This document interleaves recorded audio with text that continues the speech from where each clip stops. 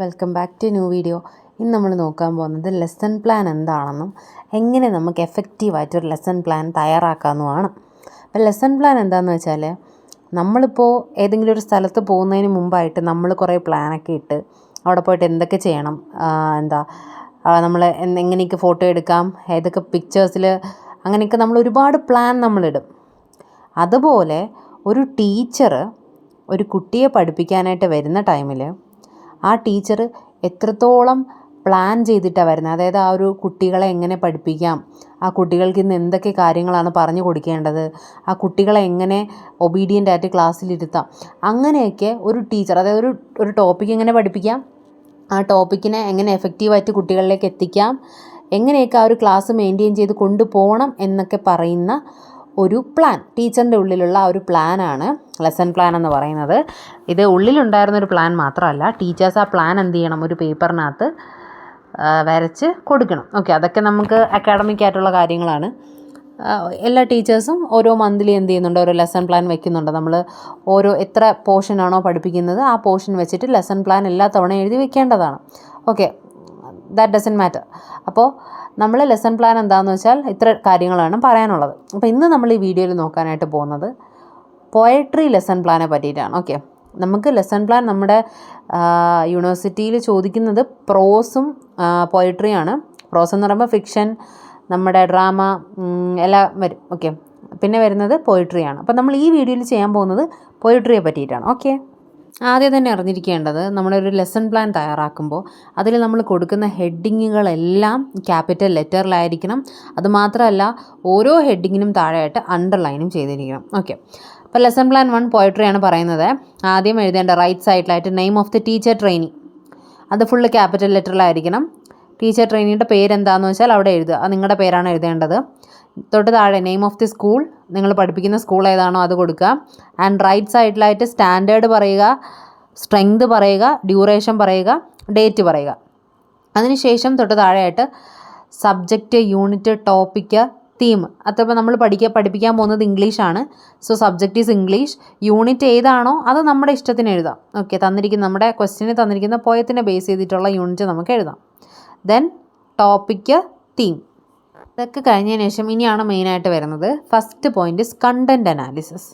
Content analysis എന്ന് പറയുമ്പോഴത്തേക്കും നമുക്ക് ആ തന്നിരിക്കുന്ന പോയം എന്താണ് പറയുന്നത് എന്നുള്ള ഒരു നമ്മൾ പെരിഫറൽ ലെവലിലൊക്കെ പറയില്ലേ, അതുപോലെ ഇപ്പോൾ നമുക്ക് തന്നിരിക്കുന്നത് ബാങ്ക് ദി ഡ്രം എന്ന് പറയുന്ന പോയമാണ്. അപ്പോൾ ആ പോയം എന്താണെന്നുള്ളത് ഒരു പെരിഫറൽ ലെവലിൽ എന്ത് ചെയ്തേക്കാണ് പറയുന്നതിനെയാണ് കണ്ടൻറ് അനാലിസിസ് എന്ന് പറയുന്നത്. ഓക്കെ, അപ്പോൾ ആ പോയത്തിൽ എന്തൊക്കെ പറയുന്നു, അതിൻ്റെ മേജർ തീംസ് എന്തൊക്കെയാണെന്നുള്ള ജസ്റ്റ് ഒന്ന് അത് വായിച്ച് നോക്കുമ്പോൾ മനസ്സിലാവുന്ന എന്താണോ അത് കണ്ടൻറ് അനാലിസിസിൽ എഴുതുക. അത് നോർമലി നമ്മൾ എഴുതുന്ന പോലെ ക്യാപിറ്റൽ ലെറ്റർ അല്ല, നോർമലി നമ്മൾ എക്സാമൊക്കെ എഴുതുന്ന പോലെ എഴുതി പോവുക. ഓക്കെ, അത് കഴിഞ്ഞിട്ട് അടുത്ത വരുന്ന ഒന്നാണ് കരിക്കുലർ ഒബ്ജക്റ്റീവ്സ് എന്ന് പറയുന്നത്. കരിക്കുലർ ഒബ്ജക്റ്റീവ്സ് എന്ന് പറയുമ്പം പാഠ്യപദ്ധതി ലക്ഷണങ്ങൾ, അതായത് ഈ ഒരു ചാപ്റ്റർ പഠിപ്പിക്കുന്നത് കൊണ്ട് കുട്ടികൾക്ക് എന്താണ് കിട്ടാൻ പോകുന്നത്, കുട്ടികൾ എന്താണ് ഐഡൻറ്റിഫൈ ചെയ്യാനായിട്ട് പോകുന്നത് എന്നുള്ളതാണ് കരിക്കുലർ ഒബ്ജക്റ്റീവ്സിൽ പറയുന്നത്. അത് കഴിഞ്ഞ് അടുത്ത വരുന്നത് പ്രീ റെക്യുസൈറ്റ്സ് ആണ്. പ്രീ റെക്യുസൈറ്റ്സ് എന്ന് പറയുമ്പം നമ്മളൊരു പാഠം അല്ലെങ്കിൽ നമ്മൾ എന്തെങ്കിലും ഒരു കാര്യം മനസ്സിലാക്കുന്നതിന് മുൻപായിട്ട് നമ്മൾ അറിഞ്ഞിരിക്കേണ്ട കുറച്ച് കാര്യങ്ങളുണ്ട്. അപ്പോൾ ഇവിടെ തന്നിരിക്കുന്ന ലെസൺ പ്ലാൻ എന്ന് പറയുന്നത് ബാങ്ക് ദ ഡ്രം എന്ന് പറയുന്ന പോയമാണ്. Which shows friendship, eternal friendship കാണിക്കുന്ന ഒരു പോയമാണ്.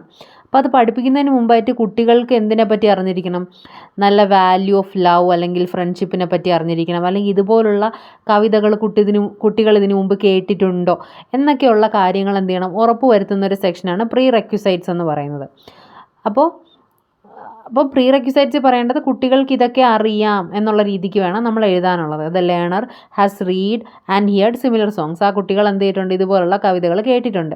രണ്ടാമത് identify the value of love, ലവിൻ്റെ വാല്യൂ എന്ത് ചെയ്തിട്ടുണ്ട്, കുട്ടികൾ മനസ്സിലാക്കിയിട്ടുണ്ട്. ഓക്കെ, ഇനി അത് കഴിഞ്ഞ് അടുത്ത വരുന്നതാണ് ടീച്ചിങ് ലേണിംഗ് റിസോഴ്സസ്. ഇത് നമ്മൾ ഏത് ലെസൺ പ്ലാൻ എഴുതിയാലും, പോയട്രി ഏത് ലെസൺ പ്ലാൻ എഴുതിയാലും ഈ ടീച്ചിങ് ലേണിംഗ് റിസോഴ്സസ് ഇത് തന്നെയാണ്. Course book, CD, source books and dictionaries. അടുത്തതെന്ന് പറയുന്നത് നമ്മൾ സെപ്പറേറ്റ് ഒരു ബോക്സ് പോലെ വരച്ച് എഴുതേണ്ടതാണ്. 2 കോളമായിട്ട് തിരിക്കാം. ഒന്നിൽ ക്ലാസ് റൂം ഇൻട്രാക്ഷൻ പ്രൊസീജിയർ, അടുത്തതിൽ pupil response. Okay, class room interaction പ്രൊസീജിയറിൽ ഫസ്റ്റ് വരുന്ന പോയിൻ്റാണ് ഇൻഫോർമൽ ഇൻട്രാക്ഷൻ എന്ന് പറയുന്നത്. ഒരു ടീച്ചർ ക്ലാസ്സിൽ വന്ന ഉടനെ പഠിപ്പിക്കുകയാണോ ചെയ്യുന്നത്? അല്ല. കുട്ടികളോട് ചോദിക്കും, നിങ്ങൾ ഫുഡ് കഴിച്ചിട്ടാണോ വന്നത്, നിങ്ങൾ എങ്ങനെയാണ് വന്നത്, നിങ്ങൾക്ക് സുഖമാണോ, വെള്ളമൊക്കെ കുടിച്ചിട്ടാണോ വന്നത്, അങ്ങനെയൊക്കെയുള്ള കുറച്ച് ഇൻഫോർമലായിട്ട് കുട്ടികളുമായിട്ട് എന്ത് ചെയ്യും, സംസാരിക്കും. അതാണ് നമ്മൾ ഇൻഫോർമൽ ഇൻട്രാക്ഷനകത്ത് എഴുതേണ്ടത്. പ്യൂപ്പിൾ റെസ്പോൺസ് എന്ന് പറയുന്നത് അങ്ങനെ ചോദിക്കുമ്പോൾ കുട്ടികൾ എന്തായിരിക്കും പറയുന്നത്, കുട്ടികൾ അതിനനുസരിച്ചുള്ള ഉത്തരം പറഞ്ഞു എന്ന് വേണം അതിനകത്ത് എഴുതേണ്ടത്. അടുത്തത് വരുന്ന പോയിൻ്റ് എന്ന് പറയുന്നത് എൻട്രി ആക്ടിവിറ്റി. എൻട്രി ആക്ടിവിറ്റി എന്ന് പറയുമ്പോഴത്തേക്കും ആ ടീച്ചർ വന്ന ഉടനെ എന്ത് ചെയ്യുന്നു, ആ പഠിപ്പിക്കാൻ പോകുന്ന പോയം ഏതാണോ ആ പോയം എന്ത് ചെയ്യുന്നു, ആ സ്ക്രീനിലായിട്ട് ഒരു വീഡിയോ കുട്ടിയൊക്കെ കാണിച്ചു കൊടുക്കുന്നു. ആരെഴുതിയ പോയമാണെന്നും പറയുക. എന്നിട്ട് ആ ഒരു വീഡിയോയെ ബേസ് ചെയ്ത് കുട്ടികളോട് ചോദ്യം ചോദിക്കുന്ന ഒരു സെക്ഷനാണ് എൻട്രി ആക്ടിവിറ്റി എന്ന് പറയുന്നത്.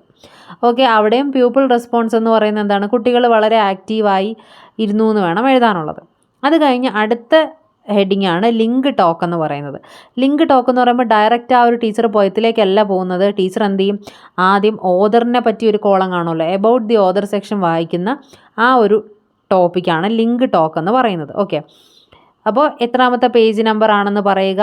എബൌട്ട് ദി ഓദറിൽ നിന്ന് ടീച്ചർ എന്ത് ചെയ്യുന്നു, പോയിറ്റിനെ പറ്റി വായിക്കുന്നു. എഗെയിൻ പ്യൂപ്പിൾ റെസ്പോൺസ് നമ്മൾ എഴുതേണ്ടത് കുട്ടികൾ വളരെ നന്നായി ലിസൺ ചെയ്യുന്നുണ്ട്, കെയർഫുള്ളി ലിസൺ ചെയ്യുന്നു എന്നുള്ള രീതിക്ക് വേണം എഴുതേണ്ടത്. അടുത്ത ഹെഡിങ് എന്ന് പറയുന്നത് ഇൻട്രൊഡ്യൂസിങ് ദ ടോപ്പിക്. അടുത്ത സെക്ഷനിലെ ടീച്ചർ പറയുന്നത് ടോപ്പിക്ക് എങ്ങനെ ഇൻട്രൊഡ്യൂസ് ചെയ്യുന്നതെന്നുള്ളതാണ്. അതായത് ടീച്ചർ ആ ടോപ്പിക്ക് ഇൻട്രൊഡ്യൂസ് ചെയ്യാണ്. അപ്പോൾ എന്താണ്, ടീച്ചർ ആദ്യമേ ആ ഒരു ടൈറ്റിൽ ബോർഡിൽ വന്ന് എഴുതുന്നു, ഓദറിൻ്റെ പേരും എഴുതുന്നു, ബ്ലാക്ക് ബോർഡിലായിട്ട് എഴുതുന്നു. അതാണ് ഇൻട്രൊഡ്യൂസിങ് ദ ടോപ്പിക്കിൽ എഴുതേണ്ടത്. കുട്ടികളപ്പോൾ എന്ത് ചെയ്യുന്നു, അവരുടെ റെസ്പോൺസ് എന്താ, കെയർഫുള്ളായിട്ട് ലിസൺ ചെയ്യുന്നു. അത് കഴിഞ്ഞ് അടുത്ത ടീച്ചർ ചെയ്യേണ്ടത് ടീച്ചർ നന്നായിട്ട് ആ ഒരു പോയം വായിക്കുന്നു എന്നുള്ളതാണ്, റിസൈറ്റ് ചെയ്യുന്നു എന്നുള്ളതാണ്. That is recitation by the teacher. Teacher എന്ത് ചെയ്യുന്നു, ആ ഒരു പോയം പ്രോപ്പറായിട്ടുള്ള എക്സ്പ്രഷനോടുകൂടി, പ്രൊനൗൺസിയേഷനോടുകൂടി, റിതമോടുകൂടി, ഇൻറ്റൊണേഷൻ എല്ലാ കാര്യങ്ങളും ഫോളോ അപ്പ് ചെയ്ത് ടീച്ചർ ആ ഒരു പോയം വായിക്കുന്നു. കുട്ടികൾ വളരെ എൻജോയ് ചെയ്ത് എന്ത് ചെയ്തിരിക്കുകയാണ്, കുട്ടികൾ കേൾക്കുന്നതായിട്ടാണ് പ്യൂപ്പിൾ റെസ്പോൺസ് എഴുതേണ്ടത്. അടുത്തതെന്ന് പറയുന്നത് ടീച്ചർ വായിച്ചു കഴിഞ്ഞാൽ അടുത്ത ആര് വായിക്കണം, കുട്ടികൾ വായിക്കണം. അപ്പോൾ silent reading by the students ആണ് അടുത്തതെന്ന് പറയുന്നത്. ടീച്ചർ ആ കുട്ടികളോട് എന്താണ്, വളരെ സൈലൻ്റായിട്ട് ക്ലാസ്സിൽ നോയ്സ് ഒന്നും ഉണ്ടാക്കാതെ ഇരുന്ന് വായിക്കാൻ പറയുന്നു. ഒപ്പം അൺഫെമിലിയർ ആയിട്ടുള്ള വേർഡ്സ് അണ്ടർലൈൻ ചെയ്യുക. അതെന്ത് ചെയ്യുക, ഗ്ലോസറിയിൽ പോയി അതിൻ്റെ മീനിങ് നോക്കാനും പറയുന്നു. കുട്ടികൾ എന്താണ്, പറഞ്ഞ പോലെ വളരെ സൈലൻ്റായിട്ട് ആ ഒരു കാര്യങ്ങൾ വായിക്കുന്നു. ആൻഡ് അടുത്തതെന്ന് പറയുന്നത് sharing the understanding of the പോയമാണ്.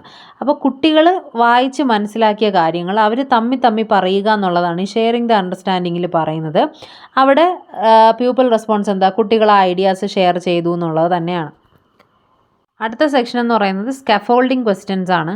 അപ്പോൾ ഇവിടെ ടീച്ചർ എന്ത് ചെയ്യുന്നു, കുറച്ച് ക്വസ്റ്റ്യൻസ് അവരോട് ചോദിക്കുന്നു. അതായത് ആരാണ് ഓദർ, ഈ പോയത്തിലെ തീം എന്താണ്, അല്ലെങ്കിൽ എന്താ ഈ പോയത്തിൽ വരുന്ന 1-2 പോയറ്റിക് ഡിവൈസസ് പറയാനൊക്കെ പറയുന്നു. അപ്പോൾ പ്യൂപ്പിൾ റെസ്പോൺസ് കുട്ടികൾ എന്താണ്, പ്യൂപ്പിൾ ആൻസേർഡ് കറക്റ്റ്ലി എന്ന് പറയാം. Next is the glossary. Glossary എന്ന് പറയുമ്പോൾ ടീച്ചർ അൺഫെമിലിയർ ആയിട്ടുള്ള വേർഡ്സ് എന്ത് ചെയ്യുന്നുണ്ട്, പോയത്തിൽ നിന്ന് പറയുന്നു. അതിൻ്റെ മീനിങ് പറഞ്ഞു കൊടുക്കുന്ന ഒരു സെക്ഷനാണ് ഗ്ലോസറി എന്ന് പറയുന്നത്. അവിടെ കുട്ടികൾ എന്ത് ചെയ്യുന്നുണ്ട്, പുതിയ വേർഡ്സിൻ്റെ മീനിങ് കുട്ടികൾ മനസ്സിലാക്കുന്നു എന്നുള്ളതാണ് എഴുതേണ്ടത്. അത് കഴിഞ്ഞ് appreciation of the poem. Teacher എന്ത് ചെയ്യാണ്, ആ റൈമിങ് വേർഡ്സ്, റൈമിങ് സ്കീമൊക്കെ കുട്ടികൾക്ക് എക്സ്പ്ലെയിൻ ചെയ്ത് കൊടുക്കുന്നു. പിന്നെ എഗെയിൻ നമ്മൾ ആ കണ്ടൻറ് അനാലിസിസിൽ എഴുതിയില്ലേ, അതുപോലെ ആ പോയത്തിനെ പറ്റിയിട്ടുള്ള കാര്യങ്ങൾ എഴുതുക. നിങ്ങൾക്ക് അറിയാമെങ്കിലാണെങ്കിൽ അതിൻ്റെ റൈമിങ് സ്കീമും കൂടി താഴെ എടുത്ത് എഴുതുക. ഇനി അതിൽ പ്യൂപ്പിൾ റെസ്പോൺസ് എന്ന് പറയുന്നത് കുട്ടികൾ വളരെ എന്താണ്, ലിസൺ ചെയ്തു, കെയർഫുള്ളി ലിസൺ ചെയ്തു എന്ന് വേണം പറയാനുള്ളത്. ആണ് ഗ്രൂപ്പ് ആക്ടിവിറ്റി. ടീച്ചർ എന്ത് ചെയ്യുന്നു, കുട്ടികളെ പല ഗ്രൂപ്പായിട്ട് ഡിവൈഡ് ചെയ്യുന്നു. And answer the following question. കുട്ടികളോട് എന്താണ്, തന്നിരിക്കുന്ന ചോദ്യത്തിന് ഉത്തരം പറയാനായിട്ട് പറയുന്നു. എന്നിട്ട് കുറച്ച് ക്വസ്റ്റ്യൻസ് കൊടുക്കുന്നു. അതിലും നമുക്ക് ഇഷ്ടമുള്ള ക്വസ്റ്റ്യൻസ് കൊടുക്കാം. ആ ഒരു പോയത്തിന് റിലേറ്റ് ചെയ്തിട്ടുള്ള 1-2 ക്വസ്റ്റ്യൻസ് കൊടുക്കുക. കുട്ടികൾ എന്ത് ചെയ്യുന്നുണ്ട്, pupil engaged in group activity. And next is refining or editing. അതിൽ പറയുന്നത് ടീച്ചർ എന്ത്, നമ്മൾ കുട്ടികളിപ്പോൾ ഗ്രൂപ്പ് തിരിഞ്ഞ് ഉത്തരം എഴുതി കൊടുത്താലും അതിൽ എന്തെങ്കിലും കറക്ഷൻസ് കാണുമല്ലോ, ടീച്ചർ അത് ചെക്ക് ചെയ്യുന്ന ആ ഒരു സെക്ഷനാണ് ഈ റിഫൈനിങ് അല്ലെങ്കിൽ എഡിറ്റിംഗ് എന്ന് പറയുന്നത്. Teacher correct the product prepared by the group leaders. അവിടെ പ്യൂപ്പിൾ റെസ്പോൺസ് ഒന്നും തന്നെ ഇല്ല. Okay, next is the presentation of the product. Presentation of the പ്രോഡക്റ്റിൽ ടീച്ചർ എന്ത് ചെയ്യണം, ആ ഗ്രൂപ്പ് ലീഡേഴ്സിൻ്റെ അടുത്ത് പറയുന്നു എഡിറ്റഡ് ആയിട്ടുള്ള പ്രോഡക്ട്സ് വായിക്കാൻ പറയുന്നു. Teacher ask the group leaders to present the edited products. അപ്പോൾ കുട്ടികൾ എന്ത് ചെയ്യാണ്, ആ എഡിറ്റഡ് പ്രോഡക്ട്സ് പ്രസൻറ്റ് ചെയ്യുന്നതായിട്ട് പറയണം. ഓക്കെ, നെക്സ്റ്റ് ഇസ് റിവ്യൂ എന്ന് പറയുമ്പോൾ ടീച്ചർ എന്ത് ചെയ്യാണ്, ആ സ്റ്റാൻസാസ് ഒക്കെ ഒന്നുകൂടി റീക്യാപിറ്റുലേറ്റ് ചെയ്യണം. അതായത് ഒന്നുകൂടി ടീച്ചർ അത് കുട്ടികളോട് പറഞ്ഞു കൊടുക്കുന്നതാണ്. Teacher recapitulate this stanza taken. കുട്ടികൾ എന്ത് ചെയ്യണം, പ്യൂപ്പിൾ റെസ്പോൺസിൽ pupil listen carefully. And last one is follow up activity. Teacher എന്ത് ചെയ്യാണ്, നമ്മൾ HW കൊടുക്കുന്നൊക്കെ പറയില്ലേ, ഹോംവർക്ക് കൊടുക്കുക. ടീച്ചർ എന്ത് ചെയ്യാണ്, കുട്ടികൾക്ക് കുറച്ച് ഹോംവർക്ക് കൊടുക്കുന്നതാണ് ഈ ഫോളോ അപ്പ് ആക്ടിവിറ്റിയിൽ പറയുന്നത്. ചിലപ്പോൾ പറയുന്നത് ഓതറിൻ്റെ മറ്റ് പോയങ്ങൾ കണ്ടുപിടിക്കാനായിരിക്കാം, അല്ലെങ്കിൽ എന്താണ് ഇതുപോലെ ഫ്രണ്ട്ഷിപ്പ് തീം വരുന്ന ഏതെങ്കിലും പോയം എഴുതാനായിരിക്കാം, അല്ലെങ്കിൽ ഈ പോയത്തിനെ പറ്റി ഒരു ക്രിട്ടിക്കൽ അനാലിസിസ് ചെയ്യാനായിരിക്കാം. അങ്ങനെയുള്ള കുറച്ച് ക്വസ്റ്റ്യൻസ് കൊടുക്കുന്നതാണ് ഫോളോ അപ്പ് ആക്ടിവിറ്റി എന്ന് പറയുന്നത്. ഫോളോ അപ്പ് ആക്ടിവിറ്റിയുടെ നേരെ നമ്മൾ പ്യൂപ്പിൾ റെസ്പോൺസ് എഴുതേണ്ട കാര്യമില്ല, കാരണം കുട്ടികൾ എഴുതിക്കൊണ്ട് വരോ ഇല്ലേ എന്നുള്ളത് ടീച്ചറിന് അറിയില്ലല്ലോ. അപ്പോൾ ഇത്രയാണ് ഒരു ലെസൺ പ്ലാൻ നമ്മൾ പഠിച്ചിരിക്കുമ്പോൾ അറിഞ്ഞിരിക്കേണ്ടത്. യെസ്, അപ്പോൾ ഇതാണ് ലെസൺ പ്ലാൻ എന്ന് പറയുന്നത്. ഫസ്റ്റത്തെ കാര്യങ്ങൾ ഓർക്കുക. കണ്ടൻറ് അനാലിസിസ് പറയുക, കരിക്കുലർ ഒബ്ജക്റ്റീവ്സ് പറയുക, പ്രീ റെക്വിസൈറ്റ്സ് പറയുക, ടീച്ചിങ് ലേണിംഗ് റിസോഴ്സസ് പറയുക, class room interaction, pupil response, അതിൽ ഇൻഫോർമൽ ഇൻട്രാക്ഷൻ പറയുക, എൻട്രി ആക്ടിവിറ്റി പറയുക, ലിങ്ക് ടോക്ക് പറയുക, ഇൻട്രൊഡക്ഷൻ ഓഫ് ടോപ്പിക്ക് പറയുക, റെസിറ്റേഷൻ ബൈ ദ ടീച്ചർ പറയുക, silent reading by the students പറയുക, ഷെയറിംഗ് ദ അണ്ടർസ്റ്റാൻഡിംഗ് പറയുക, സ്കാഫോൾഡിംഗ് ക്വസ്റ്റ്യൻസ് പറയുക, ഗ്ലോസറി പറയുക, appreciation of poem, group activity, editing or refining, presentation, review and finally the follow up activities. ഈ ഒരു ഓർഡറിന് തന്നെ എഴുതാനായിട്ട് ശ്രമിക്കുക. ഈ കണ്ടൻറ് അനാലിസിസ് മുതലുള്ള എല്ലാ ഹെഡിങ്ങിന് താഴെ നമ്മൾ എന്ത് ചെയ്തേക്കണം, ക്യാപിറ്റൽ ലെറ്ററും ആയിരിക്കണം, കംപ്ലീറ്റ്ലി അണ്ടർലൈൻ ചെയ്ത് വേണം എഴുതേണ്ടത്. So this is all about the lesson plan poetry. Okay, thank you.